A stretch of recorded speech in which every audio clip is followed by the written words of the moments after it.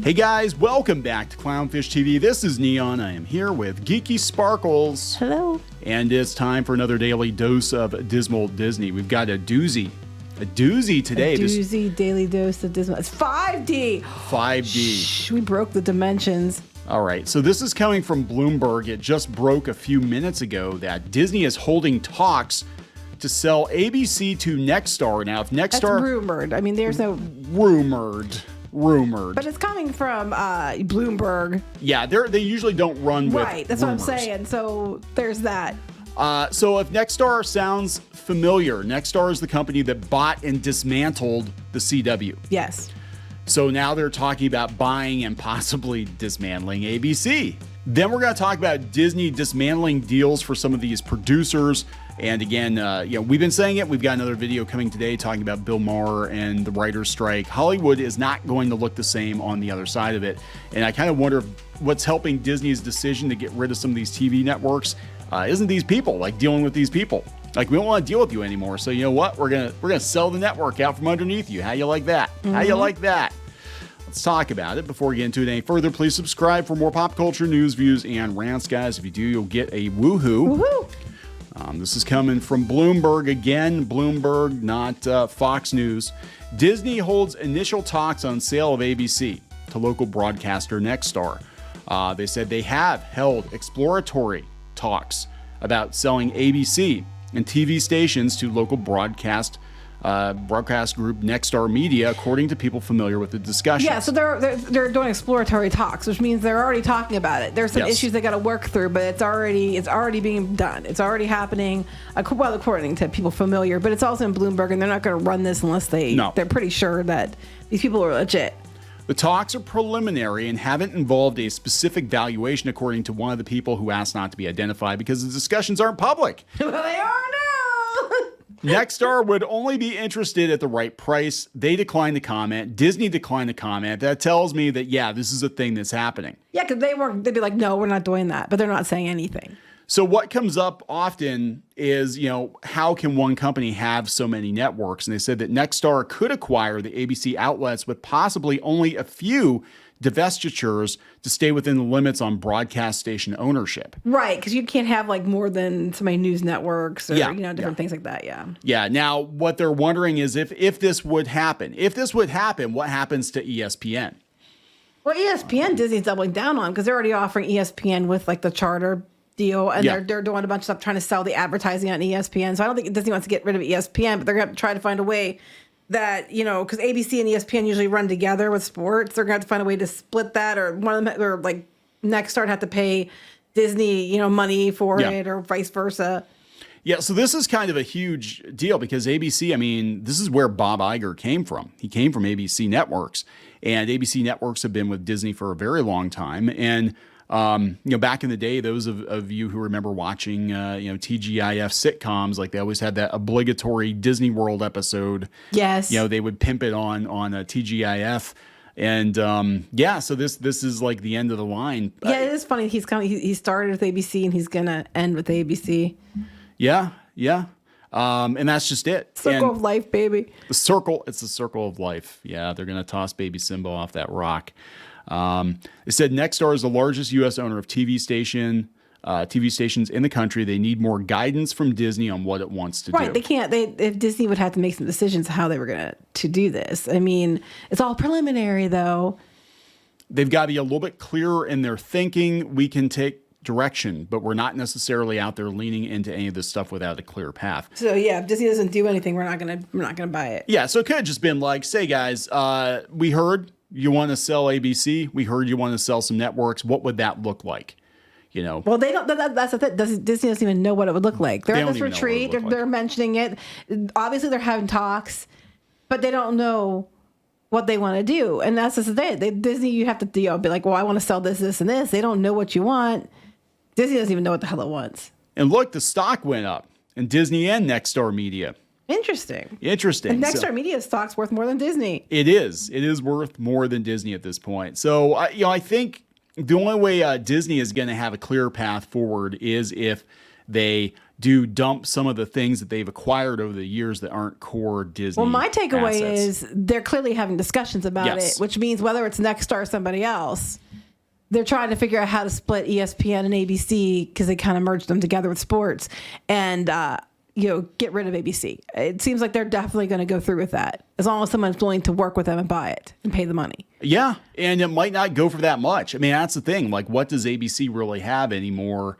They don't have the hits, the sitcoms like they used to, and it just seems like a lot of these legacy networks are dead weight at this point. And weren't they in trouble? The news, weren't they in trouble for fake news or something? ABC? Oh, yeah. Wasn't there like a Project Veritas thing? Something and like that, they got the guys that, they were deliberately trying to run with narrative and stuff. I don't remember all the details, but yeah. Yeah, so there's been controversy. And again, if you're trying to get down your core assets and you've got a news organization, that makes it really hard because that is basically a full-time gig. And if you're like, oh yeah, well, we want to pimp our magical princess shows and then we're going to talk about, hard news, that's kind of... Well, they use ABC with Good Morning America constantly. It basically is just an advertising arm for Disney at this point. Well, if that is the case, and there goes some more late night TV too, I think they'll probably just snap it. Because Nexstar, when they bought the CW, they disemboweled the CW. Mm-hmm. Like they canceled everything. Aren't they going with like cheap stuff? Yeah, they want to go with reality TV and like old people shows and more news and stuff like that. So what it could be is they buy ABC, they buy the catalog so they can run reruns of Happy Days and Perfect Strangers for years, and not have to pay for new content. I mean, I'd watch Happy Days again over half the news shit they have. I don't care. I wouldn't. Until Fonz jumped the shark. Until Fonz jumped the shark, it was pretty okay. But so that's huge. That means they are serious. So at this point, if they're willing to sell ABC, and that is near and dear to Bob Iger's heart, his black heart, nothing's off the table. So they could literally sell anything at this point. Well, they said they're gonna have to figure something out. Yeah. Yeah. So now we're going to talk about this. We're going to talk about some Disney producers being left out in the cold. This is coming from Deadline. Disney Entertainment TV Studios suspends deals with producers, including Yara Shahidi, Justin Hartley, Billy Porter, and Will Pay. Will pay assistance amid the strikes. So, more people getting their deals canceled. According to sources, Disney will pay for the suspended term deals to provide salaries for their assistants through the end of 2023 and for their development execs through the first week of October. So they're canceling their deals, but they're still paying their people. Yeah, at least they're doing that. At least they are doing that. But these people made a hell of a lot more money than the assistants did. So yeah, this is Yara Shahidi, which is Grownish. This Is Us, Justin Hartley, Not Dead Yet. What? Gina Rodriguez. It's interesting though, because the people they're naming are tied into like FX Productions, ABC, ABC Signature, 20th Television. Those are some of the things they were talking about, offloading with the linear and stuff. Yeah, so it seems like all of this is working together. That's what we try to tell people about these strikes. The studios, I think, actually wanted the strikes to happen because that gave them an excuse to be like, well, we're not getting any new content and we got to cancel some deals now. So we might as well just sell the networks too while we're at it, and not have to deal with any of it. So I don't think people realize like when the strikes happened that like you were basically signing the death certificate on a lot of these deals and possibly the networks. But again, if I were Disney and I'm looking at this and I'm like, how much money is Grownish actually making us? How much money are these people actually making us versus how much drama are they causing online? Well, Billy Porter was out there. I had to sell my house and all that. They said the producers are still being notified. We'll update a list as more names surface. This is so far what they know. But they said down here about Warner Brothers and NBC Universal also doing it. They said it's for all non-writing producers who no longer can render services as a result of the ongoing strikes. Yeah. And it was Dwayne Johnson and Lorne Michaels got caught up in that too. And what are you going to do? I mean, this ties into why people like Drew Barrymore and Bill Maher are like, yeah, let's get back to work, because the networks are going to look at it and they're going to be like, well, we don't see an end anytime soon to the strikes, and we literally cannot move forward on these shows because they're scripted. So bye-bye.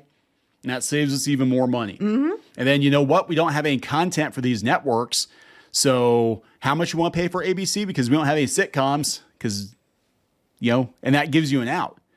Yeah, this Well, they whole have thing some was going on, but yeah. this whole thing was planned. Like, you can't tell me this whole thing wasn't. They looked at the financials from last year. They looked at where things were going, and they're like, God, we've got all this dead weight, both in people and properties and programs that we greenlit that we shouldn't have. And man, we have a mess. I don't think it's necessarily planned as much as it was that, because they didn't know what they were going to do. They didn't know if they would strike for sure or whatever. Like, we'll put it out there, and if they don't accept it, then, it works for our advantage here if we keep dragging it out. So I don't think it was a plan from the get-go, but I think that they're trying to strategize it outward from there. Like, what happens if? Worst case scenario, what happens if this thing goes on for months? Well, let's make them deals that we know they're not going to take. Let's have it stretch out for months. I don't think so, because the writers' deals, they knew it was a really good deal. Yeah, but they knew, and apparently they're going to have another meeting on Friday. Apparently, the WGA has made it known to some of its members that they were not going to settle for anything less than what their initial ask was for. But you can't, that's not what negotiations are. That's not negotiating. Everybody knows that. Right. So yeah, this is turning into quite the situation here. And like I said, I think Hollywood is going to look very, very different on the other side of it. I think it's going to be very streamlined, and I think we're going to have a lot less fluff that people don't watch. Unfortunately, we're probably going to have a lot less quality because... That's just it, because, no offense, but Nexstar isn't exactly known for, quality programming, but then the CW wasn't known for that either. No. But I think we're going to have a lot fewer, good scripted sitcoms. Not that there are a ton of them out there now. I just think that everybody's watching streaming and no one's watching linear TV that much anymore. And I think that's why these shows aren't doing well. And that's why these channels aren't doing well. Yeah. That's just, the ones that are still watching it are the older people that are used to watching linear TV. The people that turn it on in the morning to watch the news, leave it on all day. Right. As they just kind of putsy around the house and then fall asleep to it at night. Right. That's just it. They're the ones watching it. Most people aren't even watching this stuff. I can't remember the last time I watched just basic ABC or, any of those channels for that matter. I started watching the reboot of Roseanne until they fired Roseanne. I didn't even care. And I was like, that's the stupidest damn thing. I just thought rebooting was stupid. If you're going to... Well, it was kind of stupid, but I was like, look, you're getting rid of Roseanne from her own show. I'm like, at that point, just end the show. Like, you can do with her whatever you want to do because that's their prerogative, I guess. They don't like the stuff she tweeted, whatever. But continuing the show without her was the stupidest damn thing they could have done. Right. But whatever. Anyway, we're going to wrap this up. Yep. Please subscribe for more pop culture news, views, and rants, guys. We'll talk later. Bye.